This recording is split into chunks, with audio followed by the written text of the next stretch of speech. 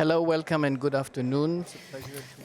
Bonjour, bon après-midi. C'est un plaisir de vous accueillir ici à cette session pour les activités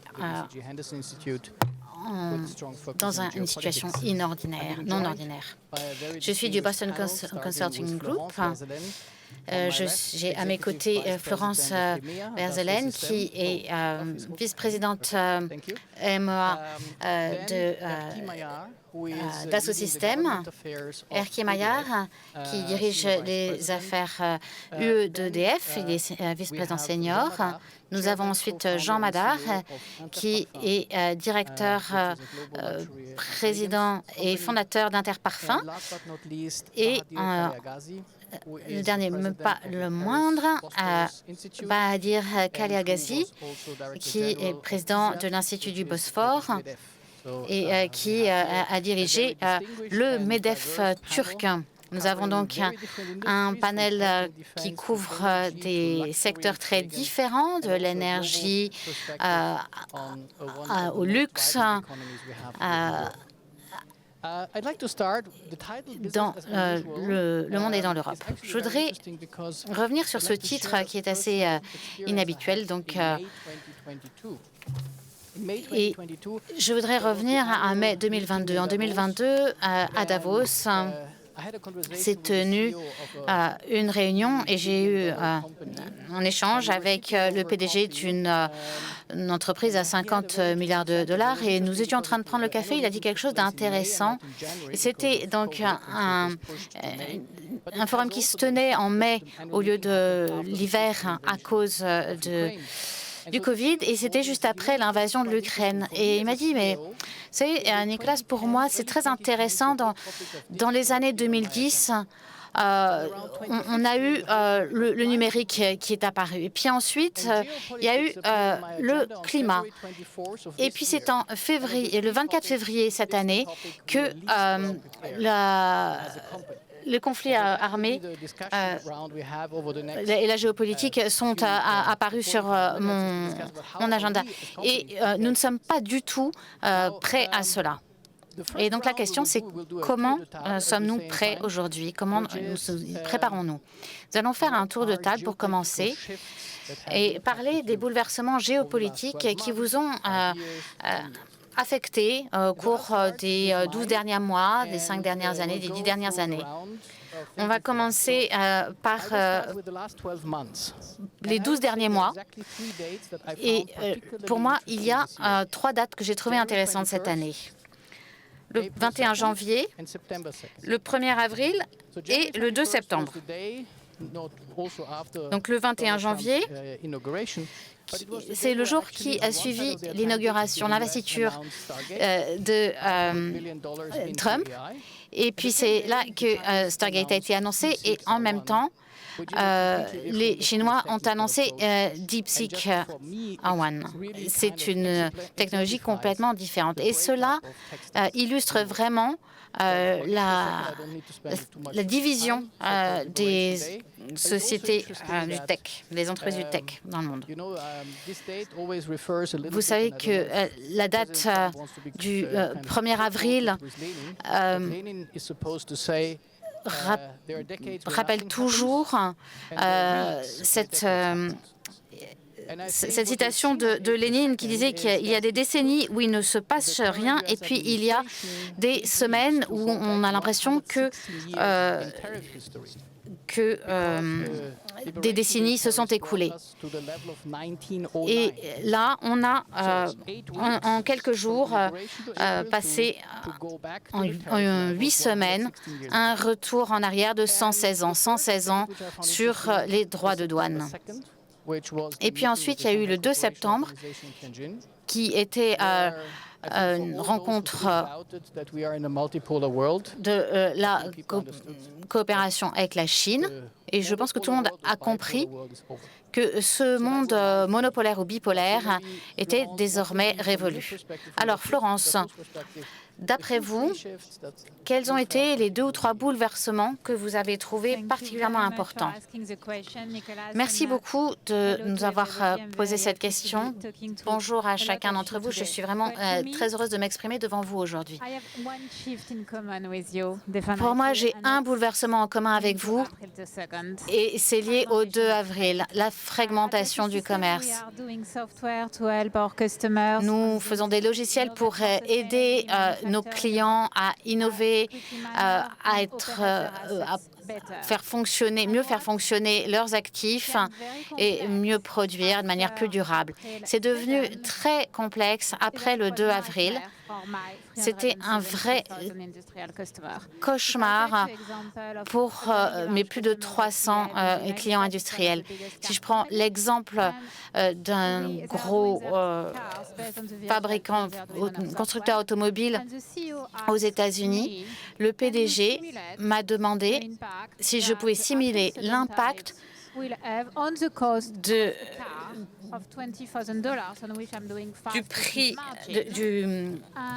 sur le prix d'une voiture en raison de ces droits de douane du 2 avril.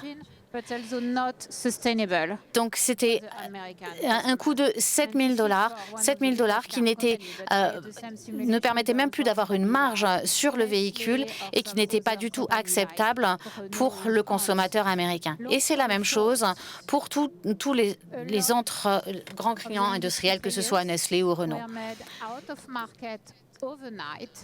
Et donc, tous ces clients industriels ont dû restructurer leur chaîne d'approvisionnement en tenant compte du fait que tout pouvait changer du jour au lendemain. Et nous travaillons là-dessus grâce à l'IA, la simulation de différentes chaînes d'approvisionnement. Comment modifier son produit pour s'adapter à un monde fragmenté. Mais c'est une grosse perturbation pour de nombreuses entreprises qui fabriquent des produits très importants, très utiles pour les citoyens de nombreux pays. Donc ça, c'est une première chose, fragmentation du monde. Pour la deuxième, je n'ai pas vraiment quelque chose en tête, mais c'est une question de souveraineté. Quand OpenAI est arrivé, nous avons compris que pour l'industrie, le monde ne serait plus jamais ce qu'il était. Parce qu'il y a une gamme d'accélération qui vient avec l'IA générative, qui est une accélération de 10, 20 à 100 fois plus d'accélération pour les sciences de la vie, pour la restructuration de la chaîne d'approvisionnement et pour tout en réalité. Mais cela n'est valable que si vous disposez de données et que vous pouvez les sécuriser. Vous devez vous assurer que vos données, votre propriété intellectuelle est conservée dans un environnement sécurisé et souverain. Et c'est quelque chose qui n'existait pas du tout en 2020 ou 2019. Transformer vos données, en faire un avantage concurrentiel, c'est un gros sujet et c'est même un sujet de survie pour de nombreuses entreprises. Parce que si les entreprises perdent leurs données, elles perdent leur propriété intellectuelle et elles n'ont plus de boulot. Effectivement, ce que vous décrivez est absolument essentiel, aussi bien pour les gouvernements et pour les entreprises. Oui, tout à fait, parce que c'est aussi un choix de gouvernement. Quelles industries voulez-vous conserver ? Et si vous voulez garder la meilleure industrie de la défense en Europe pour rester souverain. Erkki, on m'a toujours dit que votre entreprise était au cœur de la géopolitique. Il y a 10 ans, quand on demandait qui s'intéressait à la géopolitique, on disait c'est juste les pétroliers, gaziers, ceux qui s'intéressent aux mines. Alors pour vous, quels sont ces 2-3 bouleversements qui ont été très importants pour vous chez chez EDF. Merci, Nicolas. Comme vous l'avez dit, le secteur de l'énergie a toujours subi les chocs géopolitiques. Il y a de grosses crises géopolitiques qui ont été des crises de l'énergie. Cela ne signifie pas que les groupes du secteur de l'énergie sont mieux préparés. Je vais voir deux tendances. L'une, vous n'allez pas en être étonné, c'est l'agression russe sur l'Ukraine. Pourquoi? Eh bien, parce que l'énergie faisait partie de la crise. C'est la première fois qu'à une telle échelle, on a vu l'utilisation de l'énergie comme une arme. La Russie a tiré parti de sa domination avec le gaz liquide, gaz liquéfié. Ça a eu un impact sur les coûts de l'énergie. Ça a créé aussi également de l'incertitude sur tout le marché. Et cela a mené à de gros changements dans le secteur de l'énergie lui-même. En effet, quand on regarde les politiques énergétiques, on cherche un équilibre entre les trois angles d'un triangle. On a besoin d'une énergie sûre, on a besoin d'une énergie abordable et on a besoin d'une énergie propre. Et on ne peut pas avoir les trois à n'importe quel prix. Il y a toujours une question de temps et d'argent, comme le disent toujours les ingénieurs, en tout cas chez EDF. Et les gens, en particulier dans l'Union européenne et en particulier dans certains États membres, se sont rendus compte que la valeur sécurité de certaines sources d'énergie était absolument essentielle et que le prix payé par le consommateur devait prendre en compte cette valeur intrinsèque de la sécurité. Donc c'est un gros glissement. On reviendra à ce que peuvent faire les entreprises pour gérer ces questions. Mais il faut vraiment garder cela à l'esprit. Le deuxième bouleversement, je crois que c'est un bouleversement à plus long terme qu'on voit arriver depuis une vingtaine d'années. Ça a commencé même avant Obama. Ce sont les tensions qui augmentent entre les États-Unis et la Chine, et ce sont les États-Unis. Comme pour vous chez Dassault ou vous, dans les parfums, nous n'exportons pas, à l'exception du nucléaire, mais c'est très limité. Nous investissons à l'étranger, mais nous développons des projets en utilisant des technologies qui viennent du monde entier. Par exemple, dans le renouvelable, nous dépendons fortement des terres rares, par exemple. Et non seulement les entreprises, mais les États se sont rendus compte que ces dépendances pouvaient créer, comme vous l'avez dit, Florence, de grosses perturbations et des augmentations de prix qui font que, au bout du compte, toute la hiérarchie des sources d'énergie peut être bouleversée. C'est ce qui s'est passé en raison notamment des tensions entre la Chine et les États-Unis, mais aussi les perturbations logistiques qui ont suivi le Covid. Mais ça a été également un gros changement. Il y a eu de nouvelles orientations stratégiques pour les politiques énergétiques, en particulier en Europe. Oui, c'est très intéressant ce trilemme énergétique que vous nous présentez. On voit des dépendances sur plusieurs niveaux et on se rend compte en Europe à quel point on est exposé à ces dépendances. Ursula von der Leyen a trouvé le bon mot, c'est-à-dire que l'Europe dépend des États-Unis et de la Russie pour son énergie et bien d'autres choses. Oui, c'est très vrai. C'est très vrai pour presque tous les pays européens. Alors, nous allons passer de l'énergie au parfum, une partie plus agréable de la vie. Jean, vous fabriquez et distribuez des parfums, des eaux de toilette dans plus de 200 pays. Comment faites-vous? Et d'après vous, quels sont les principaux bouleversements géopolitiques? Merci Nicolas. Je suis Jean Madar, président de Interparfums.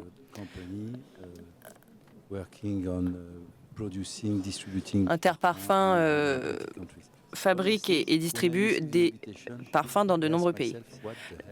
Lorsque j'ai reçu l'invitation, je me suis demandé de quoi j'allais bien pouvoir parler. Dassault Systèmes est une entreprise que je respecte profondément et je comprends bien ce que vous disiez sur la fragmentation. Mais moi, je vais essayer d'être plus optimiste et de vous donner un peu d'espoir. Parlons des droits de douane.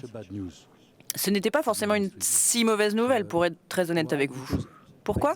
Eh bien, parce que je ne savais même pas ce que c'était.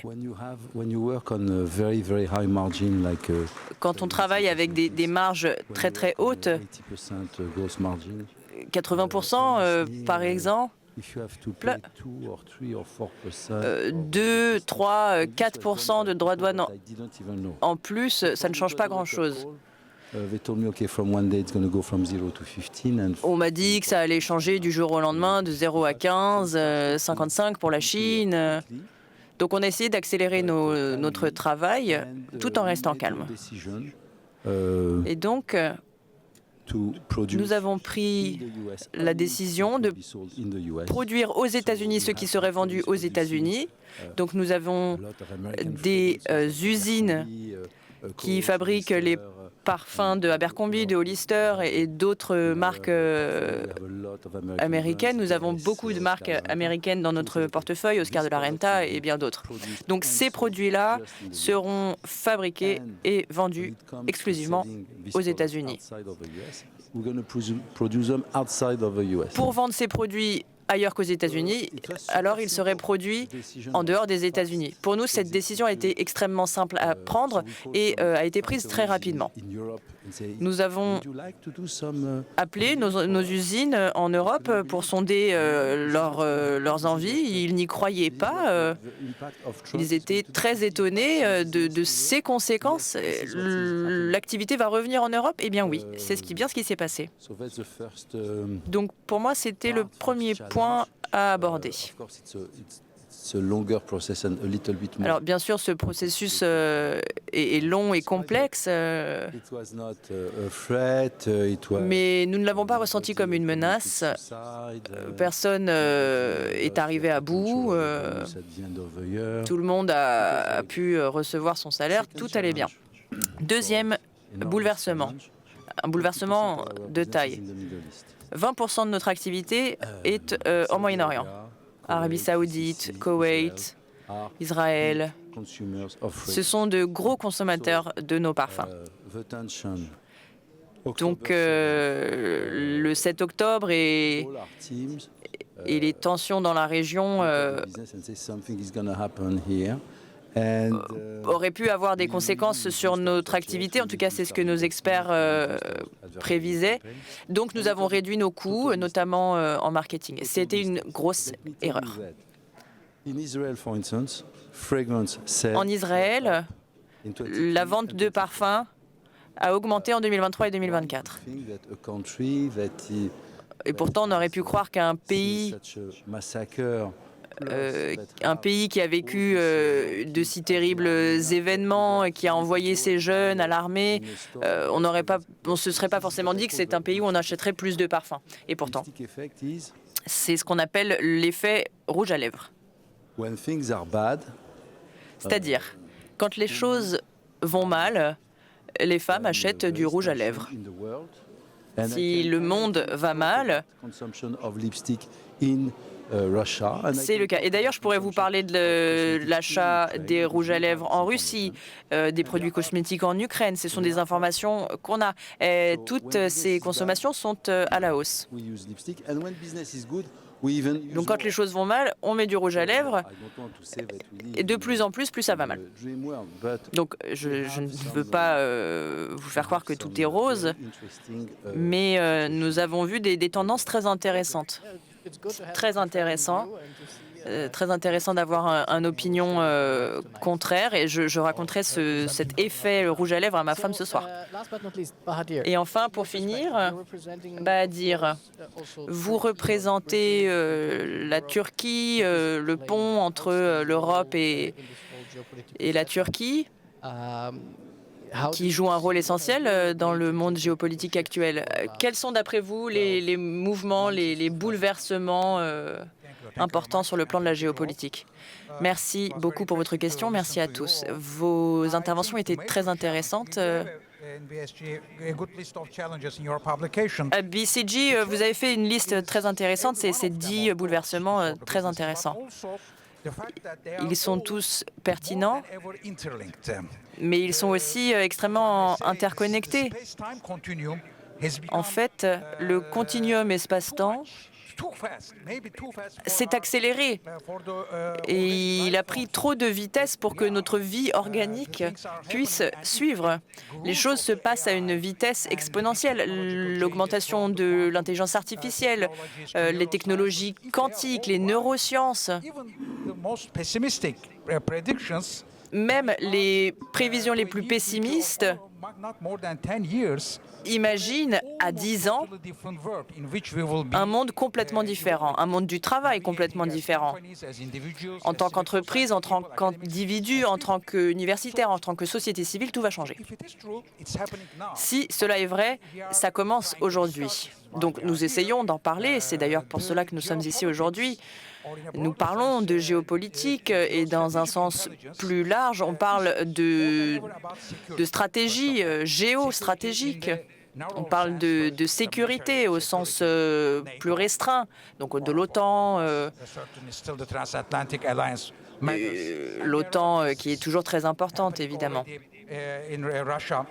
On voit les risques qui émanent de la Russie, qui pour moi est la menace la plus, d'après l'OTAN, la menace la plus importante. La Chine, qui connaît une transition bouleversante. Et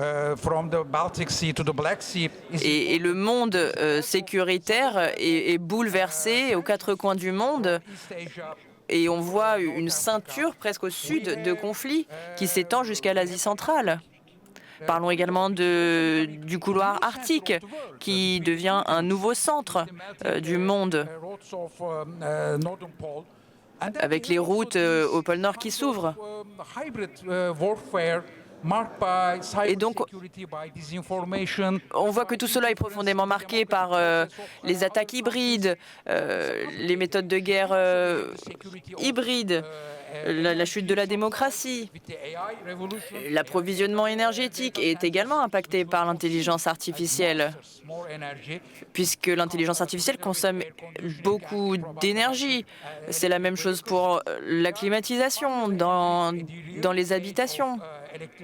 Nous rentrons dans cette nouvelle ère.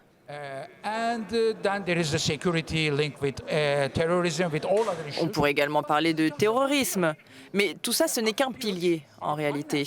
Et il y a d'autres piliers, la finance, la technologie, les affaires internes, la résilience démocratique au sein des sociétés.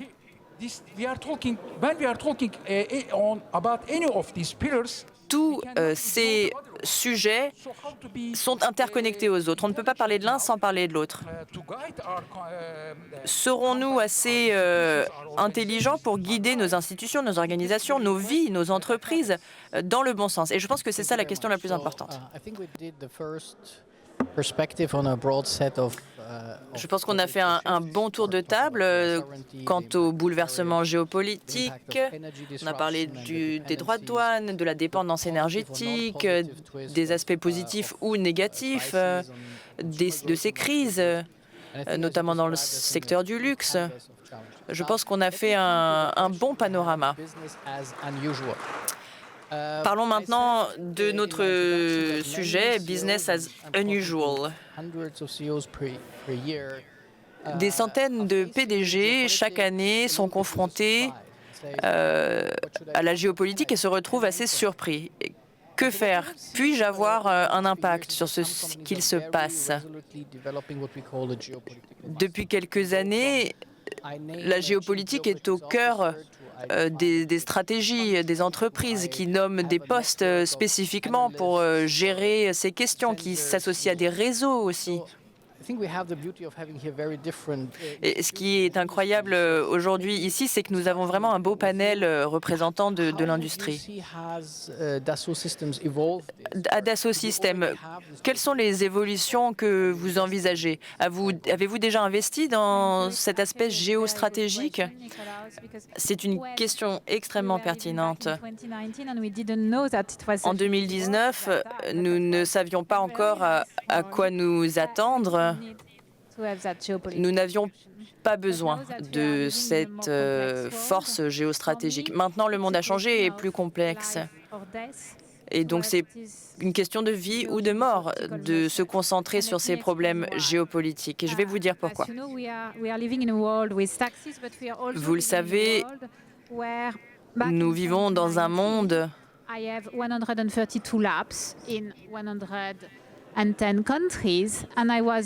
nous opérions dans plus d'une centaine de pays. Nous avions des travailleurs qualifiés, des logiciels efficaces. Nous utilisions l'intelligence artificielle générative lorsque c'était possible. Et cela permettait à Dassault de répondre aux besoins de n'importe quel client, Ouzbékistan, Brésil. Nous pouvions leur proposer le meilleur logiciel. Mais ça, ce n'est plus possible aujourd'hui. Pourquoi? Eh bien, parce que le Sénat américain m'empêche de vendre à certains clients ma propriété intellectuelle américaine. Et d'autres pays se retrouvent dans la même situation, qui ne peuvent pas vendre ni en Chine ni aux États-Unis, par exemple. Donc, il ne s'agit plus de mettre la meilleure équipe dans l'endroit en question pour développer le meilleur logiciel. Non, plutôt, il faut que je me concentre région par région et se baser sur cette région. Est-ce que je vais pouvoir vendre dans cette région? Et ensuite, je constitue mon équipe. Et ça change complètement notre méthode, notamment de recherche et de développement. Et on a toute une discussion sur la relocalisation de notre activité, une réorganisation presque. Alors que par le passé, nous avions une offre universelle. Maintenant, ce sera différencié en fonction de la région. Et cela aura des conséquences majeures. Notamment, je ne pourrai pas forcément toujours être en capacité de vous proposer mon meilleur service selon votre région. Donc, on parle là d'une profonde réorganisation de notre secteur recherche et développement. Par ailleurs, nous avons renforcé notre analyse des risques juridiques. Par exemple, en ce moment, tous les matins, je reçois un mail de mon chargé d'affaires juridiques aux États-Unis et qui me dit ce client-là, il va y avoir un problème avec tel logiciel, une liste de tous les problèmes. Et également une explication des conséquences que cela va avoir sur mon activité. Il s'agit pour nous de surveiller de près toutes ces données, notamment dans les pays clés où nous menons notre activité. Il y a 3-4 ans, on n'avait pas besoin de tout ça, donc on voit bien le changement. Actuellement, pour toute la formation AI chez Dassault, bien que nous donnions l'avantage à l'humain plutôt qu'à l'IA, nous avons développé des formations sur la géopolitique avec des sessions sur la recherche et le développement et bien d'autres sessions pour que nous puissions rester le plus à la page possible. Oui, on voit beaucoup d'employés qui doivent être formés. La plupart d'entre eux ne sont pas forcément au courant des réglementations et d'autres obstacles. Et je pense que c'est très important. Vous avez également parlé de la fragmentation du paysage de normes. Vous avez dit que vous n'étiez plus forcément en position d'offrir votre meilleur service au meilleur à la région en question. Donc c'était très très intéressant de voir l'évolution de Dassault. Erkki, chez EDF, vous avez parlé des dépendances et de ses conséquences. Pour vous, qu'en est-il? Alors, plusieurs choses. Tout d'abord, dans le cas de perturbations géopolitiques, on a parfois la capacité d'anticiper, d'évaluer en avance.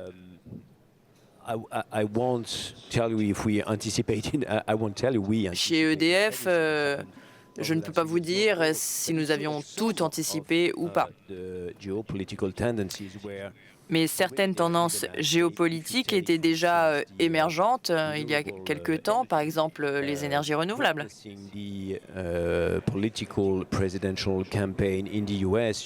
La campagne politique et électorale américaine, ça aussi c'était prévisible. On pouvait savoir que le monde allait changer. Tous les acteurs de l'énergie renouvelable, comme EDF, mais aussi les producteurs ont eu un peu peur lorsqu'ils ont vu un des décrets présidentiels de Donald Trump qui rappelait certains projets qui pourtant avaient déjà été commencés, donc notamment les parcs éoliens en mer. Et ça, c'était très compliqué à appréhender. La valeur sur les marchés de nombreuses de ces entreprises a pris un coup. Donc, il faut s'adapter, il faut se préparer, et pourtant, ce n'est pas assez. Et c'est mon deuxième point. Dans le secteur de l'énergie, d'un point de vue géopolitique, il est très important, non pas d'influencer la géopolitique, ça c'est le travail des diplomates, mais plutôt d'essayer d'avoir une conversation avec nos partenaires, prendre en considération tous ces facteurs géopolitiques et essayer d'avoir un environnement propice. Alors, un exemple concret. Nos entreprises doivent avoir les réglementations nécessaires adaptées à ce nouveau monde dans lequel nous vivons. Par exemple, la neutralité technologique, c'est un moyen pour les services publics de proposer à leurs clients les meilleurs services possibles et de répondre à ce dilemme énergétique, trilemme énergétique. Un exemple concret. Imaginons que vous voulez financer une étude de faisabilité pour un petit réacteur nucléaire en Europe. On ne peut pas le faire avec des Européens, mais on peut le faire avec des Américains. Pourquoi? Eh bien parce qu'il y a un biais contre le nucléaire au sein des normes européennes. Les choses changent un peu. Nous avons investi beaucoup de temps, d'argent et de ressources humaines pour ce faire. Et d'ailleurs, je pense que nombre d'entre vous sont au courant de tous ces débats.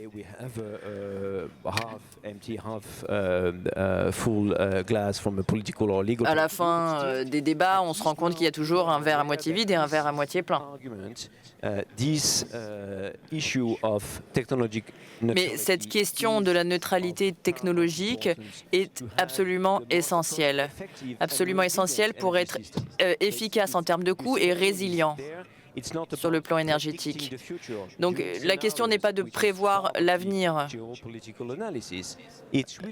mais plutôt de façonner la conversation régionale et internationale pour que les réglementations soient propices à ce que vous proposez sur le marché, que vous soyez producteur de biens ou fournisseur. Oui.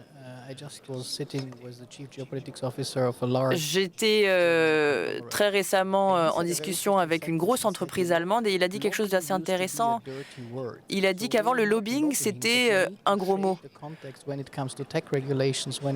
Nous ne sommes pas des lobbyistes, mais il s'agit quand même de façonner les réglementations. Oui, puisque de l'autre côté, il y a quelqu'un qui agit et qui façonne. Donc oui, il faut que les entreprises aient voix au chapitre dans tout ce qui touche aux réglementations. Alors très rapidement, je voudrais rebondir.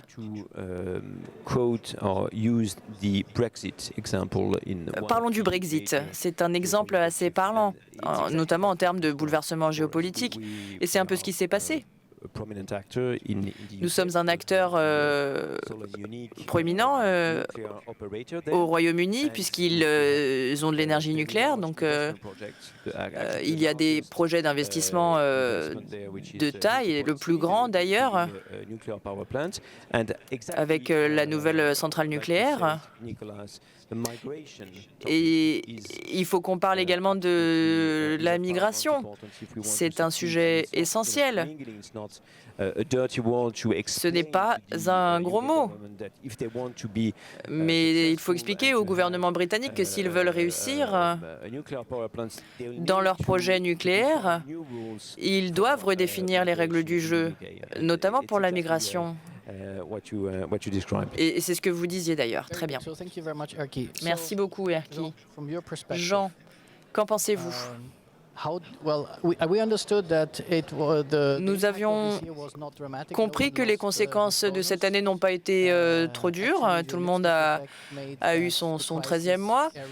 L'effet rouge à lèvres a également augmenté l'activité. Donc vous, ne ressentez-vous donc pas les crises géopolitiques? Alors ça va peut-être vous paraître bizarre. Ce que je vais dire. Pour moi, cette capacité à faire de la géopolitique au sein des entreprises, nous avons réussi à le faire grâce à nos employés. En fait, nous n'avons pas recruté quelqu'un qui aurait été chargé de ça, mais nous menons des évaluations hebdomadaires des risques associés au lancement de tel ou tel produit ou au développement de telle ou telle distribution. Notre actif le plus fort, c'est nos employés qui connaissent les pays et qui peuvent nous expliquer clairement ce qu'il s'y passe depuis 2 ans, par exemple. Nous avons eu beaucoup de changements à faire, mais c'est des changements qui sont profondément différents par rapport à mes collègues de ce panel. Et donc, au cours des 24 mois, nous avons vu, au cours des 24 derniers mois, nous avons vu une tendance très forte. Les gens voulaient sentir une odeur en particulier. Une odeur qui d'habitude ne marchait qu'au Moyen-Orient. Au Moyen-Orient, cette racine et son odeur sont essentielles dans la plupart des parfums. Mais avec TikTok, Amazon Beauty, l'engouement pour cette senteur s'est amplifié, s'est répandu. Et donc, on a rapidement demandé à notre nez de mettre cette odeur partout. Si nous proposons un nouveau parfum aux États-Unis, en Chine, peu importe, il doit y avoir cette odeur.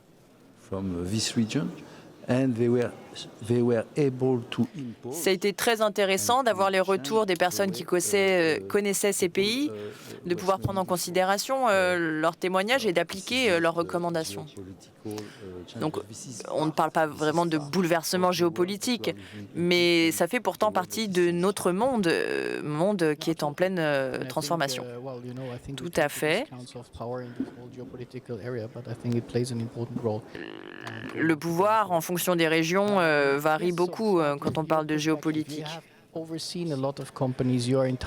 Et enfin, Bahadir, vous travaillez avec de nombreuses entreprises qui sont assez volatiles, si j'ose le dire, sur le plan géopolitique, ou qui évoluent en tout cas dans un environnement géopolitique volatile. Les entreprises en Turquie ou dans la région, quelles sont leurs réactions face à tout cela? D'ailleurs, je me rends souvent à Istanbul, si je peux me permettre, et tout le monde me demande 4%, 5% d'inflation, pourquoi tu t'inquiètes? Nous, on a 10 fois plus, mais pourtant, c'est très important d'en parler.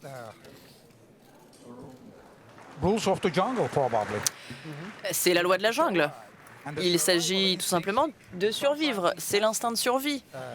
L'instinct de survie peut être très utile, oui. Alors, on n'en a pas forcément toujours besoin, mais lorsqu'on a besoin, on est content de pouvoir l'utiliser. Certains membres de notre conseil d'administration sont dans d'autres pays, en Turquie, en Europe, aux États-Unis. Et moi, ce que je peux vous dire, c'est qu'il y a quelque chose de très concret pour les entreprises.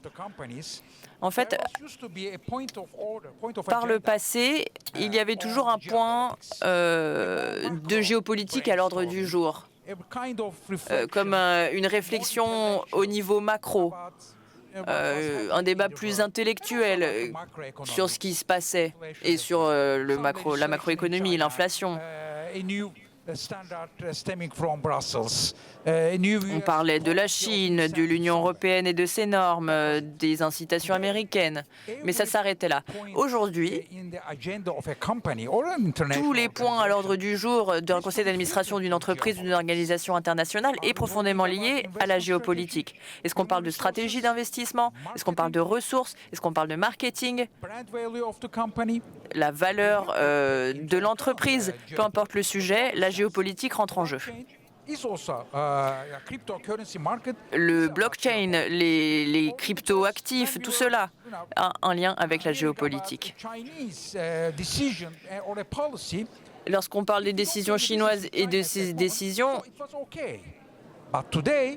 à l'époque, si on n'avait pas de relations commerciales avec la Chine, ça n'avait pas de conséquences. Mais aujourd'hui, la Chine a un rôle différent et donc ces décisions ont des conséquences sur nos stratégies, sur notre financement. Mais ce n'est pas vrai que pour...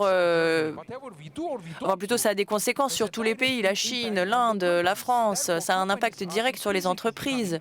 Et donc, les entreprises veulent devenir plus indépendantes de leur contexte national.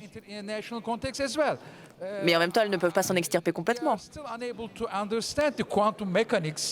On n'est pas encore tout à fait au clair sur ces mécanismes, en fait. Et il y a des vraies lacunes de compréhension de la réalité du monde d'aujourd'hui. Donc, je suis d'accord. Les conditions actuelles sont bien plus dures pour de nombreux pays, pour de nombreuses entreprises.